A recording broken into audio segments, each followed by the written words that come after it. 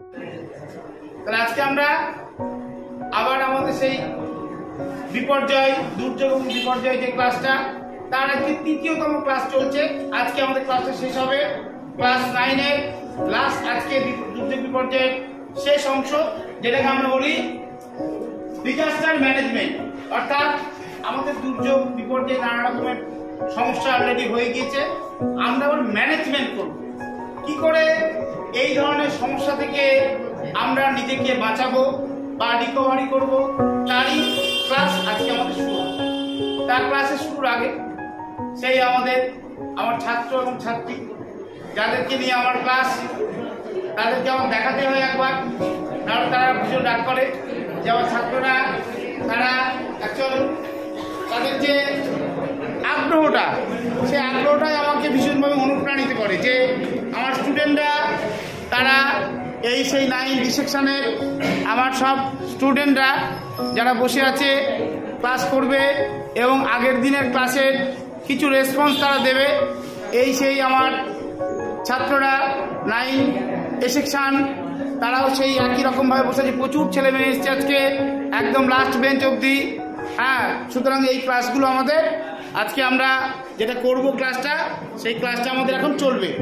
সুতরাং আমরা আমাদের ছাত্রছাত্রীরা যারা এই ক্লাসটা করছে, তাদের জন্য আমার বিশেষ একটাই কথা বলার, যে তোমরা একটু মন দিয়ে ক্লাসটা করো, প্রত্যেকটা জিনিস তোমরা বুঝতে পারবে এবং একটু শুনে নাও। তাহলে প্রথম কথা হচ্ছে বিপর্যয় ব্যবস্থাপনা। What do you understand by disaster management? অর্থাৎ বিপর্যয়, আমরা যেটাকে বলছি ডিজাস্টার ম্যানেজমেন্টটা কি?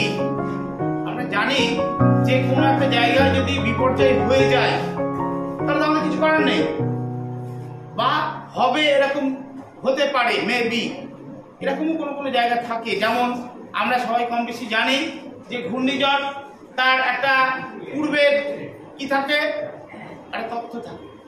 আমরা বর্তমান বিজ্ঞান প্রযুক্তির যুগে উন্নত আধুনিক রিমোট সেন্সিং এবং জিআইএস প্রযুক্তিতে এই মুহূর্তে খুব সহজেই আজ থেকে 8 দিন, 10 দিন বা 12 দিন সেই সময়কার তথ্য আমরা দিয়ে দিই খুব সহজেই, যে আজ থেকে 10 দিন পর কোন ধরনের ঘূর্ণিঝড় আসতে চলেছে। যদি হয় তার প্রেডিকশন দিই, যদি না হয় তাহলে সেটা আমরা দিই না।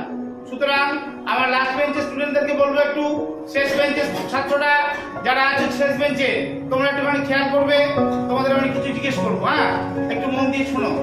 তাহলে আলটিমেট আমরা যেটা বলতে যাচ্ছি সেটা হলো যে আমরা এই পূর্বের অনুমানটা বা যেটা হবে প্রেডিকশনটা আমরা দিতে পারছি, এটা আগে আমাদের সম্ভব হতো না। উন্নত স্যাটেলাইট ইমেজারি, উন্নত রিমোট সেন্সিং জিআইএস প্রযুক্তি আমাদের বর্তমানে অনেক কঠিন কঠিন কাজকে সহজ করে দিয়েছে। তার মধ্যে একটি অন্যতম হলো পূর্বে থেকে, আগে থেকেই আমরা ঘূর্ণিঝড় কবে হবে তার পূর্বাভাস দিতে পারি, আবহাওয়ার পূর্বাভাস দিতে পারি। এটা আমাদের আধুনিক যুগে বিজ্ঞান প্রযুক্তি বলো, ভূগোলের দিক থেকে বলো, একটা নতুন অ্যাচিভমেন্ট। এই ধরনের অ্যাচিভমেন্ট আমাদেরকে অনেক রকম বিপদের হাত থেকে রক্ষা করেছে। তাহলে বিপর্যয় ব্যবস্থাপনায় আমরা 3টে বিষয়কে ভাগ করেছি। একটা হচ্ছে বিপর্যয় পূর্ব পর্যায়ে, অর্থাৎ বিপর্যয় যদি হবে তার আগে থেকে আমি কি প্ল্যান নিচ্ছি।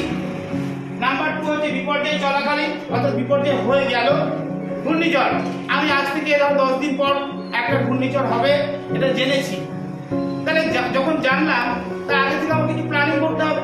আমি তো ঝড়টাকে স্টপ করতে পারবো না, আমার ক্ষমতা নেই, কিন্তু একটা জিনিস আমি পারবো, কি বলো দেখি, তার যে ক্ষয়ক্ষতির মাত্রা যতটা হতো তা আমি জানলাম না। হঠাৎ করে কালকে সকাল থেকে বা আজকে দুপুরবেলা থেকে প্রচন্ড ঝড় শুরু হয়ে গেল।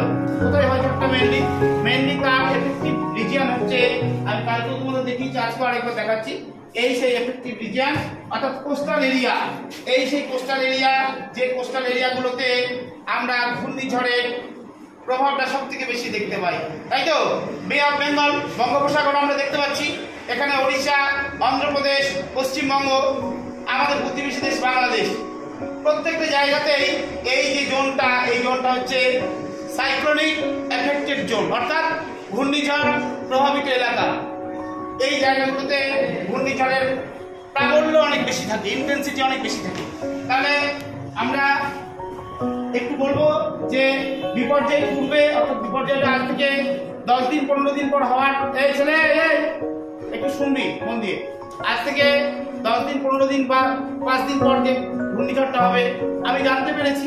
তার মাধ্যমে আমাকে রিমোট সেন্সিং জিআইএস জানিয়ে দিয়েছে, উন্নত প্রযুক্তি আমাকে জানাতে সাহায্য করেছে। আমি জানার পর কি ঠিক করলাম যে আমি কিছু প্ল্যানিং করব। কি প্ল্যানিং?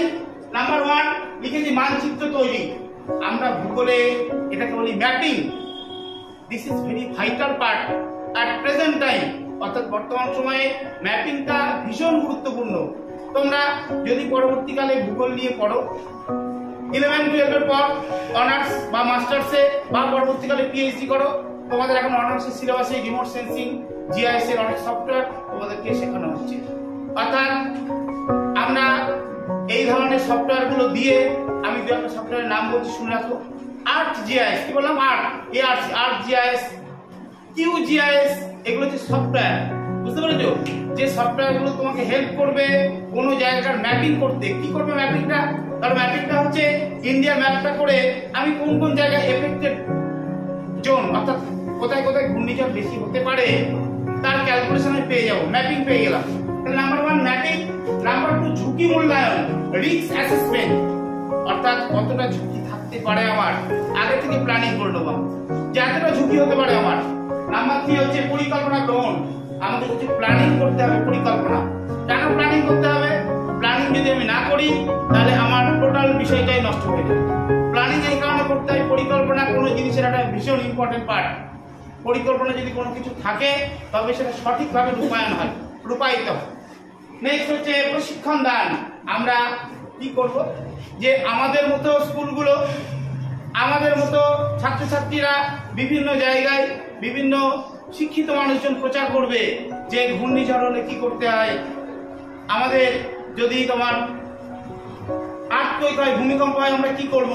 যদি বন্যা হয় আমরা কি করব? অর্থাৎ প্রশিক্ষণ দান, মানুষকে সঠিকভাবে শিক্ষাদান করতে হবে যে এগুলো হলে এটা হতে পারে। সুতরাং আমরা এই ব্যাপার থেকে সেফ অ্যান্ড সিকিউর থাকবো। বুঝতে পারলাম? নেক্সট হচ্ছে বিপর্যয় চলাকালীন, অর্থাৎ আলটিমেট আমাদের বিপর্যয়টা শুরু হয়ে গেল। যে 5 দিন 7 দিন 10 দিন আগে আমি প্ল্যানিংটা করেছিলাম বিপর্যয় পূর্বে, সেই 5 দিন 7 দিন 10 দিন অতিক্রান্ত হওয়ার পর এখন বিপর্যয় দেখা যাচ্ছে যে ঘূর্ণিঝড়টা অলরেডি স্টার্টেড, শুরু হয়ে গেছে। কি করব? আশ্রয় শিবির ব্যবস্থা আমাকে করতে হবে। কি? যে মানুষগুলো উপকূলবর্তী অঞ্চলে আছে তাদের জন্য আশ্রয়ের ব্যবস্থা করতে হবে, সেফ অ্যান্ড সিকিউর জায়গাতে, তারা যাতে ঘূর্ণিঝড়ের কবলে না পড়ে জীবনহানি তাদের ঘটে, এটা আমাদের দেখতে হবে। নেক্সট হচ্ছে আক্রান্তদের স্থানান্তর। দেখা গেল যে বাই চান্স ঘূর্ণিঝড় হওয়ার ফলে বেশ কিছু মানুষ ইনজিওর্ড হয়েছে, অসুস্থ হয়ে পড়েছে, গাছ চাপা পড়েছে, তাদেরকে আমরা কি করব? স্থানান্তর করব কোনো একটা বিশেষ জায়গাতে, হসপিটালে, বিভিন্ন জায়গাতে।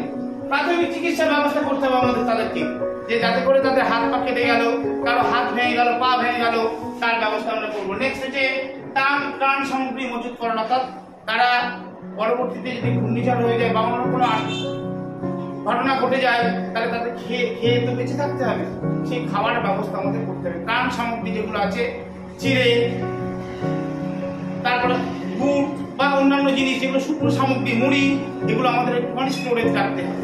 নেক্সট হচ্ছে বিপর্যয় পরবর্তী, অর্থাৎ বিপর্যয় হয়ে গেল, আফটার বিপর্যয় আমরা কি করব? নাম্বার 1 ত্রাণ বন্টন, অর্থাৎ যে মানুষরা বিপর্যয়ের শিকার, একটু এলাচ করবে, এটাকে একটু এলাচ করো, কি করো? ত্রাণগুলোকে বন্টন করতে হবে আমাদের বিভিন্ন জায়গাতে। নেক্সট হচ্ছে উদ্ধার করতে হবে, অনেক মানুষ যারা এরকম বিপর্যয়ের মধ্যে পড়ে তাদের রিকভারি ভ্যান নিয়ে গিয়ে তাদের উদ্ধার করতে হবে। নেক্সট পুনর্বাসন, যাদের ঘরগুলো ভেঙে গিয়েছে, যাদের পরিবার পরিজনকে হারিয়েছে, তাদেরকে পুনর্বাসনের ব্যবস্থা করতে হবে। নেক্সট হচ্ছে পুনর্গঠন করা, আমরা তাদের বিভিন্ন রকমের সেফ সিকিউর জায়গাতে রাখার ব্যবস্থা করি। এখন প্রশ্ন হচ্ছে যে স্যার এই বিপর্যয় যখন হয়, বিপর্যয় চলাকালীন অবস্থায় কি আমাদের মতো মানুষদের ছুটে যাবে? তারা কি এইরকম ধরনের মানুষকে উদ্ধার করবে? উত্তর হচ্ছে যে স্যার হ্যাঁ, আমরা করতেই পারি, কিন্তু আমাদের ভারতবর্ষে এই মুহূর্তে 4টে সংস্থা, এনসিসি, এনএসএস, এনআইডিএম, এনডিআরএফ, এই 4টে বিশেষ প্রশিক্ষণপ্রাপ্ত দল যারা এই বিপর্যয় হয়ে গেলে তাহলে হঠাৎ করে রেল দুর্ঘটনা ঘটেছে, কারা করবে? এই ধরনের বিপর্যয় পুনর্গঠন দল যারা তাদেরকে রিকভারি করে। সুতরাং বিপর্যয় হয়ে যাওয়ার পর তাদেরকে বিশেষভাবে প্রশিক্ষণ মানে তারা প্রত্যেকে ট্রেনিং প্রাপ্ত, কি করে উদ্ধার করতে হয় তারা জানে। এনসিসি আমাদের স্কুল স্তরে চলে, এটা এই প্রশিক্ষণ আমাদের স্কুলে অনেক স্টুডেন্টরা এনসিসি প্রশিক্ষণ নেয়। এনএসএস, এনআইডিএম, এনডিআরএফ, এই বিশেষ সংস্থাগুলো, বিশেষ দলগুলো বিপর্যয়কে ঘটে যাওয়ার পর কি করে রিকভারি করতে হয় তারা এই কাজটা করে থাকে। সুতরাং আমরা আজকে আমাদের ক্লাসের মধ্যে দিয়ে বুঝলাম যে বিপর্যয় হলে বা হওয়ার আগে বা হওয়ার পরে আমরা কি কি স্টেপে এগোবো বা কোন কোন দল এই ধরনের কাজগুলোতে অংশগ্রহণ করে সেটা আমরা জানবো। তাহলে আজকে ক্লাসটা আমরা এখানে শেষ করছি, অলরেডি ঘন্টা পড়ে গিয়েছে আমাদের। আবার পরের দিন অন্য ক্লাস শুরু হবে। ঠিক আছে?